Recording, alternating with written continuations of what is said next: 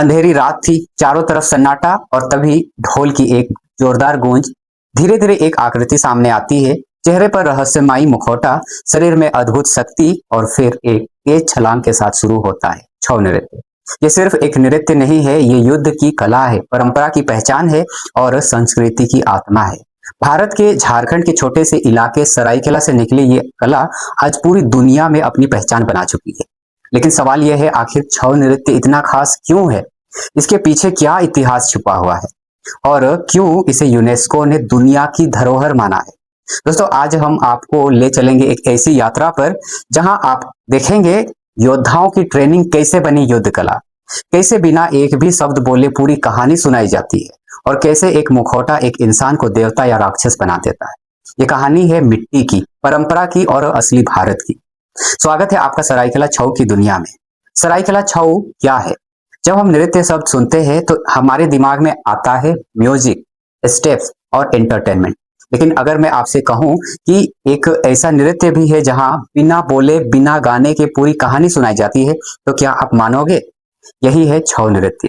छऊ नृत्य, जिसे छऊ नाच भी कहा जाता है, भारत की एक अनोखी अर्धशास्त्रीय सेमी क्लासिकल नृत्य शैली है।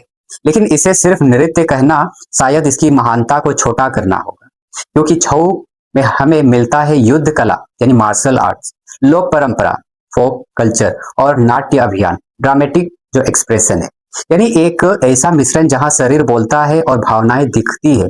छऊ नृत्य की सबसे खास बात यह है कि इसमें कलाकार शब्दों का उपयोग नहीं करते, कोई डायलॉग नहीं, कोई बातचीत नहीं, सिर्फ बॉडी लैंग्वेज और पावरफुल एक्सप्रेशन। इन्हीं के जरिए पूरी कहानी जो है वो दर्शकों तक पहुंचाई जाती है और यही चीज इसे बाकी सभी नृत्य से अलग बनाती है।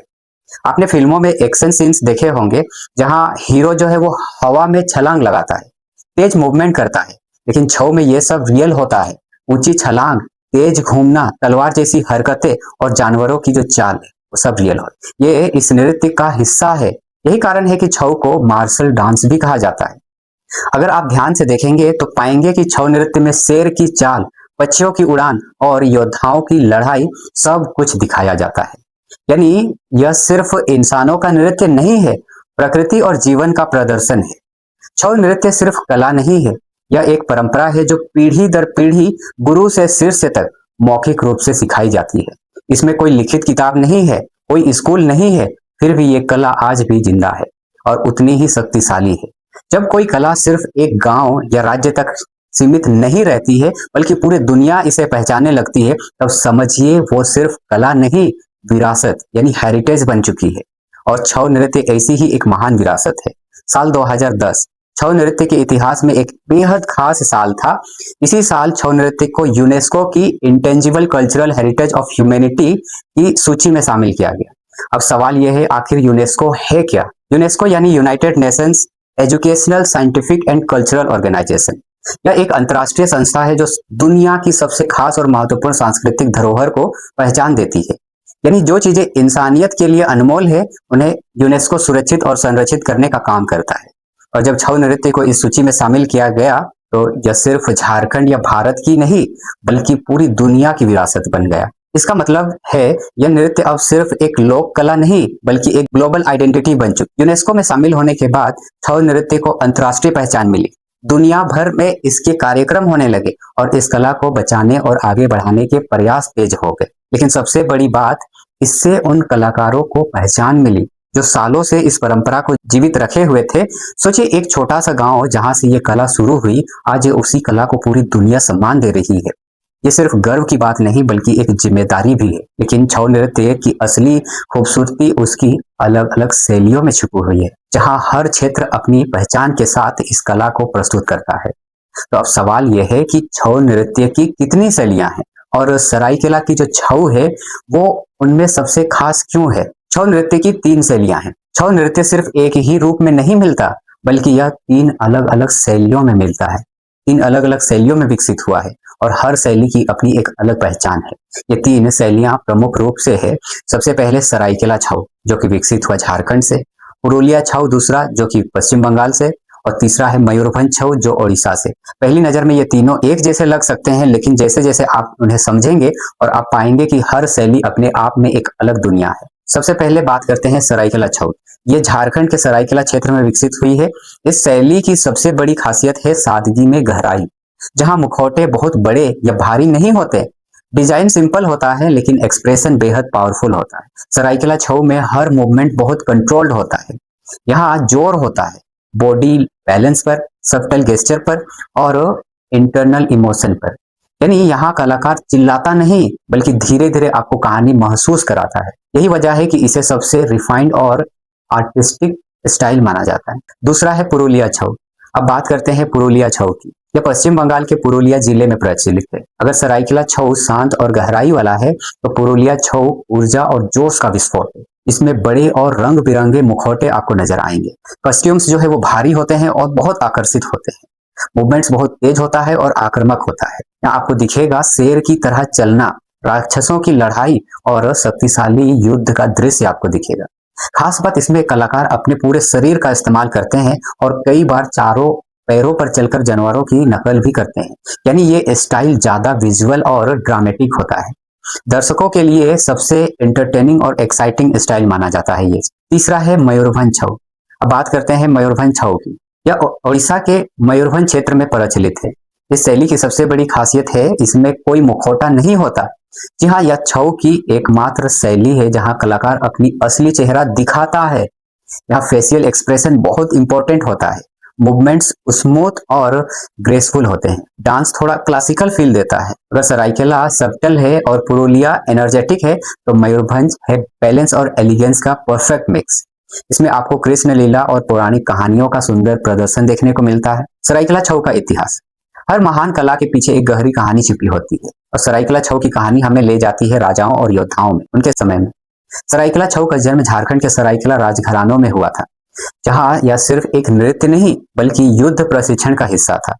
पुराने समय में राजा अपने सैनिकों को मजबूत बनाने के लिए खास तरह की ट्रेनिंग देते थे और इसमें शामिल था कूदना यानी जंप, तेज दौड़ना, तलवार चलाना और शरीर का संतुलन। यही अभ्यास धीरे धीरे एक कला में बदल गया और जन्म हुआ छऊ नृत्य का। लेकिन इस कला को पहचान और रूप देने में सरायकेला के राजाओं का बड़ा योगदान रहा है। खास तौर पर राजा आदित्य देव सिंह, इन्हें सरायकेला छऊ का प्रारंभिक संरक्षक माना जाता है। इन्होंने इस कला को दरबार में जगह दी और इसे व्यवस्थित रूप में विकसित करना शुरू किया था। दूसरा है राजा चक्रधर सिंह। सरायकेला छऊ के इतिहास का सबसे बड़ा नाम है। इन्होंने छऊ नृत्य को नई ऊंचाइयां दी, मूवमेंट्स को रिफाइन किया और डांस को एक स्ट्रक्चर फॉर्म दिया और इसे क्लासिकल टच दिया। यही नहीं, इन्होंने संगीत और ताल में भी सुधार किया है और कलाकारों का प्रशिक्षण देने की व्यवस्था भी शुरू किया था।